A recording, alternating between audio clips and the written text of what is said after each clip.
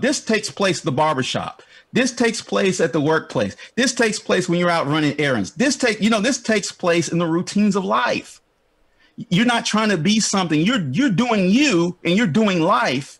And in life, God, through his providence, is providing opportunities, and he's taking the zeal and passion you have for proclaiming the truth and that opportunity. And when those two things come together, amazing things happen. The whole foundation we have ought to be based off of, as you mentioned multiple times already, what has God said concerning himself and humanity? What has God said about the problem of humanity? And so to me, I'm looking at this and I'm like, well, this is like woke apologetics when I'm looking at CRT. And so what would you say is biblical apologetics? Like, how would you define it? Yeah, so I'm glad you asked. And you don't mind me sharing a book? Oh, sure.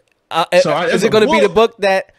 Hold on, wait! Don't even show yet. Oh, you already showed the same book. Yes, I was gonna promote that at the end. Expository apologetics, right? Man, go ahead and hold it up. Go ahead and hold it up. Yeah, you got the book. I see the red book. I'm gonna see if I can find it real quick. It's red. It should stand out. Is this it? No, that's not it. I don't see it because it's really red. You can go ahead and talk, and I'm gonna find it. It's somewhere over there. So what caught my eyes when you said expository. Oh, there we are, brother. Yeah, there we go. Yeah, man. So yeah, this book should be in your library. Okay. Yes, it's a must. Everyone needs to read this book. Okay, because a lot of times when you think about apologetics, you're thinking about someone in a debate. Right. You're thinking think about someone like James White debating against Islam. Right. In a mosque somewhere in South Africa. You're thinking about James White, a formal moderated debate. Right. It's kind of like when a lot of times when people think about apologetics, but apologetics has a purpose. Right. And so instead of thinking about winning arguments and debating who's the smartest, most and most intelligent person in the room, there needs to be a goal in mind. There needs to be a focus in mind. So I'm gonna read the definition of defining expository apologetics. And this is my heart. Before I even read this book, a while back, before I even looked at this book, I was already doing this, not realizing I was doing this. Okay, because earlier when you introduced me, I was talking about my passion for evangelism. My passion for sharing the gospel, but also dealing with some of the objections that people have to the Christian worldview. So I'm going to read, and by the way, I'm going to read just a few sentences here. When it says defining, there's a section of the book called Defining Expository Apologetics. It says, in its simplest form, apologetics is known what we believe and why we believe it, and being able to communicate that to others effectively. Titus 1:9, 1 Peter 3:15, Jude 1-4. Expository apologetics is merely the application of the principles of biblical exposition to the art and science of apologetics. It is based on the inerrancy, the infallibility, sufficiency, and authority of the Bible. If you don't believe that the Bible is inerrant, it's infallible, sufficient, and authoritative, you can't get in apologetics. I mean, that's like prerequisite right there. That's the foundation, right? You have to believe this is God's word and it's authoritative in your life, right? This approach to apologetics is not based on acquiring the latest knowledge in fields of astronomy, geology, physics, psychology, or comparative religion. This approach is based on the believer's need to have a firm grasp on basic truths and a willingness to share these truths when and where opportunities arise. Our view is always towards gospel proclamation.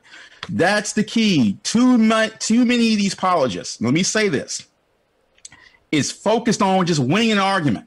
So you won your argument. Now what? All right. You need to point people to Jesus. If your apologetic is not pointing people to Christ, it's in vain, because we are called to go and proclaim the gospel to every creature. That's our commission. Our commission is not go out and get into debates with people and win arguments, right? That's not what we're supposed to do. We're supposed to be proclaimers of the gospel of Christ. That's a good point, because apart from the gospel, your apologetics glorifies yourself. When you when you use the apologetics, someone said, the gospel is the porch, apologetics is just the steps, right? You're using apologetics to walk someone up these steps, and that they will be landing on the gospel, and that they walk through the door, who is Christ. Now, I just added that part, so I'm gonna go ahead and copyright that. But the whole point of our apologetics, like you said, man, that's a great point. If the gospel is not attached to it, okay, great, you won an argument, and now you look great. But how did you make God look, right? Not that he needs our assistance, but when you provide the gospel, it shows God's heart towards man. When you just win an argument and you didn't lead them to anything, you just showed your heart, right? In this self-glorification. Now, I'm going to read something, because the book is written by Vody Balcom, right? Jr. And this is important. He says that, make no mistake, I am committed to apologetics as a consequence of my commitment to evangelism. So my commitment to proclaim the good news is the grounds for me to provide my apologetic, not the other way around. My desire to proclaim. So here's another thing I think is important that he brought up, because as we think about disabusing people of the false ideas of apologetics, right, from a biblical perspective, is that this takes place in the routines of life. This doesn't take place on a stage in some moderated debate. And, okay, we got this event set up. This takes place at the barbershop. This takes place at the workplace. This takes place when you're out running errands. This takes place in the routines of life. You're not trying to be something. You're doing you, and you're doing life.